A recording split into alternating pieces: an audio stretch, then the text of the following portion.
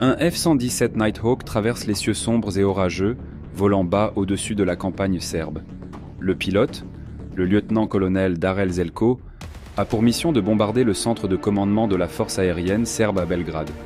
C'est le quartier général de la force qui va tenter de l'arrêter dans sa mission cette nuit.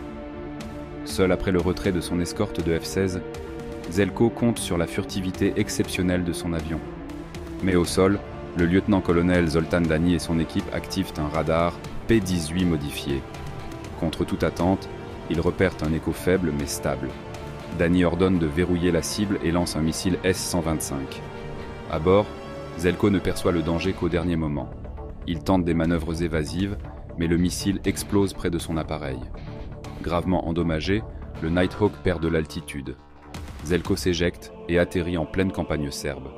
Pendant des heures, il évite les patrouilles ennemies jusqu'à ce que les forces spéciales américaines, dans une mission audacieuse, le récupèrent sain et sauf. Ce qui rend l'histoire incroyable, c'est que le missile utilisé était une vieille technologie soviétique des années 1960. En pleine guerre froide, un pilote soviétique, le capitaine Zinoviev, est chargé de livrer un MiG-20 et un flambant neuf à une base en Allemagne de l'Est. Mais à cause d'une erreur de navigation, il atterrit en plein Berlin-Ouest, sur une base ennemie. Rapidement, des soldats encerclent son avion et des camions bloquent la piste pour empêcher tout départ. Zinoviev comprend qu'il ne peut pas laisser cet avion, rempli de technologies ultra secrètes, tomber entre les mains de l'OTAN.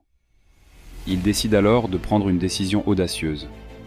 En poussant les moteurs à pleine puissance, il utilise la capacité de décollage court de son MiG-21 pour slalomer entre les camions et décoller sous les regards incrédules des soldats ennemis.